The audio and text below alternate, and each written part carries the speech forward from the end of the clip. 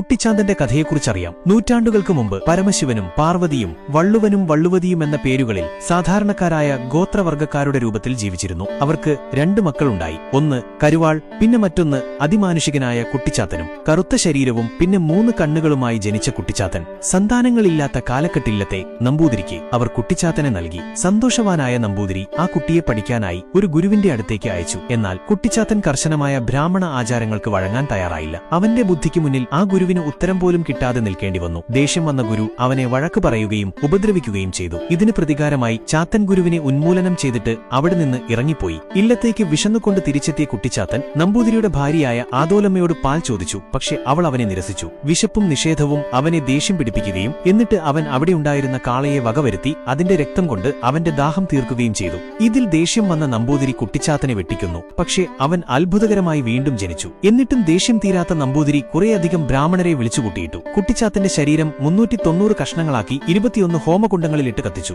എന്നാൽ ആ ഹോമകുണ്ടങ്ങളിലെ വെണ്ണീരിൽ നിന്ന് എണ്ണമറ്റ കുട്ടിച്ചാത്തന്മാർ ഉയർന്നുവന്നു. അവർ നമ്പൂതിരിയുടെ വീടിനും അടുത്തുള്ള ബ്രാഹ്മണരുടെ വീടുകൾക്കും തീയിട്ടു. ഈ ശക്തിയും അനീതിയും കണ്ട ആളുകൾ കുട്ടിച്ചാത്തനെ ദൈവമായി ആരാധിക്കാൻ തീരുമാനിച്ചു. അങ്ങനെ അവന്റെ ആത്മവിശ്വാസത്തിന്റെ പ്രതീകമായ തെയ്യം എന്ന കലാരൂപമുണ്ടായി.